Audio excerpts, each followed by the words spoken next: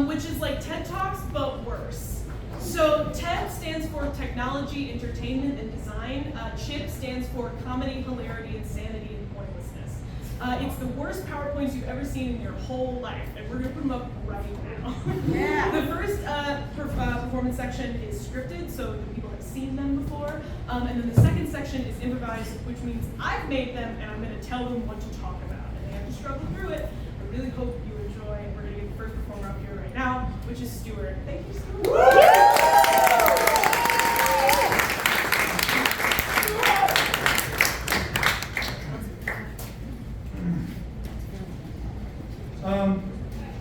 Before we begin, I'd like to issue a formal apology. Usually apologies come after somebody has done something wrong, but I find that it's appropriate in this scenario to apologize beforehand.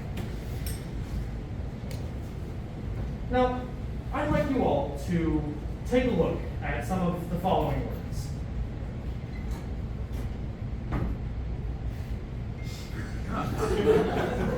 Excellent. Now some images.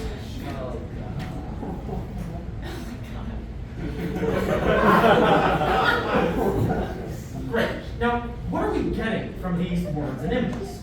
Yes or no? Can anyone draw any conclusions? Yes. Among Us. Yep. Okay, great. I'm going to ask you a question now. Have you ever heard of the hit game Among Us? Anyone? That's a rhetorical question because of course you have. Among Us, both as a game and as a meme, has stuck around the collective consciousness far past its sensible due date. I call this phenomenon Impostor Syndrome. What I really want to know is why it stuck around for as long as it has. But first, a bit of a history lesson. Now, the term meme has been used since 1976, but that definition has no relation to how we know them today. As far as internet memes go, one of the first memes to go viral was Baby Cha Cha Cha. Now, what the fuck is that, you ask?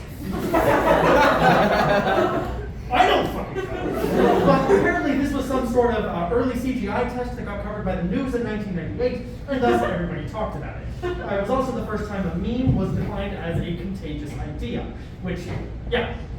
Now, as much as I wish I had time to go through and nitpick every nuanced era in meme history, I do not. So instead, I'm just going to go through some highlights as quickly as I can. Now, due to the nature of internet culture, there aren't any hard lines distinguishing different eras, so there's going to be some overlap in this timeline I'm setting out, and you're just going to have to live with it. So, what most people think of when they think of early memes are what I'm dubbing impact memes. There's a lot of variety here, but the common denominator they share is that their captions use the impact font. These were based heavily in templates like the ones you see here, and one has the same joke in different textures based on that template. The impact font sticks around in memes for a while, even now, but I'll get to that later. Next, we have rage comics. The first of these was posted in 2008, and there's a whole bunch of different character templates that are used when making the memes, as seen here. These memes, unlike most memes in the impact category, tell a story. This story can be usually really super surface level, but it's still there, while most impact memes are usually just set up punchline. Now, this next era is where we start to get a little blurrier. Previous meme formats have started to fade away as we enter what I'm calling the Vine era. These memes were based on videos that blew up on Vine, got cross-posted everywhere, and then turned into memes and reaction images, or just used as vernacular. And also, you could argue that most Vines were or became memes themselves. I cannot begin to scratch the surface of how many famous Vines there were, but a few are showcased here that I'm sure you're familiar with.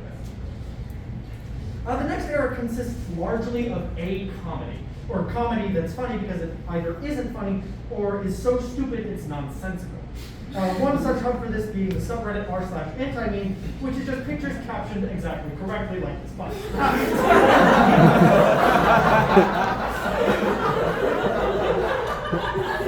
I'm also putting absurd stuff in this category, even though you can really find that anywhere. The first thing that comes to my mind is the Markiplier E-meme. You all like it, so clearly they're doing something right. This brings up another subgenre of this era, which is the deep fry. Around this time, it became popular to deep fry old memes. Basically, this just meant turning up saturation, contrast, basically anything to scramble the image. Impact memes both old and new ones using the font ironically. Deep frying was mostly done to symbolize how with every repost, a meme loses some of its resolution and quality, in addition to just being pure absurdism. Humor. It's not quite the same as random equals funny, because there's something about the self-awareness that it isn't funny that makes it become funny. Now, like I mentioned, there's a lot of nuance that I simply do not have the time to cover, but for the most part, that catches us up to today. Today, in general meme terms, I'd say we're somewhere in the post-ironic era. We're not deep frying things anymore, but we'll still use impact font on stuff. It's sort of a mixed bag. But I know you're all thinking, what does any of this have to do with the I'm going to be as fast as I possibly can. But for those of you blissfully unaware, the gameplay is simple.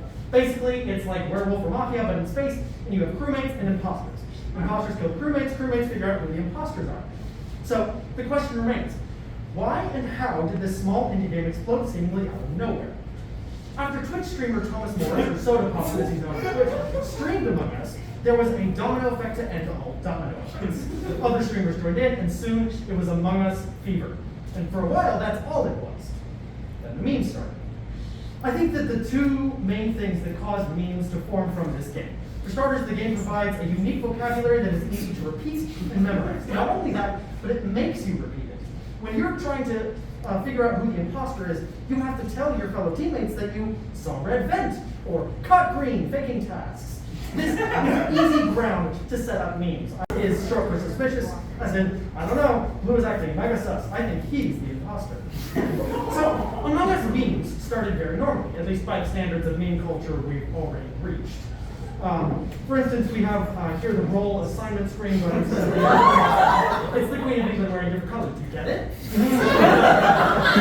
Or you have something like this with a more traditional looking template with the setup and punchline.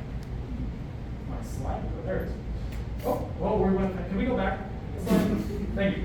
Yeah, something like this with a setup and punchline. Very normal, right? Well, as time passed, whereas most single memes would have died out, Among Us evolved. Streamers were still streaming it, and people were still watching. But this first phase of the memes got old, so they evolved.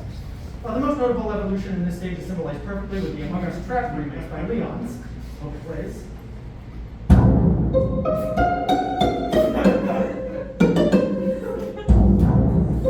This was used in various fan arts and edits and renderings. The following image, I call it Among Us Trip. This one made the most popular by far, though sometimes stretched versions of it. Among Us at this point had mostly gone from genuine enjoyment of the game to an ironic enjoyment of the game. Now, the next phase of Among Us meme starts to unravel the irreparable damage the game has done to the human psyche. Evolution has cursed us all with a pattern-seeking brain, and we chose to use it subconsciously for evil. Just when people thought Among Us was dying out, we started seeing it everywhere. You couldn't walk 10 feet without noticing that an everyday object looks like the Among Us imposter if you close your eyes. Or you see an air vent, you go, uh-oh. This era also includes some of the deterioration of the human mind and comedy in general, as you could get people to laugh simply by saying Among Us in different stupid ways. In a strange sense, we're still in this era, but it's not quite the same. It's still a long and slow descent into lower and lower levels of complete madness. Right when we think we've escaped, a new clip from a show gets posted, and it's a character saying Among Us, or imposter, out of context, and it loops forever. It's a pain from which we'll never be free. Know Your Meme puts it best. There are no original jokes left, and there was no point in trying to find them anymore. Now, if you'll excuse me, I'm going to go pre-order Among Us VR. Thank you.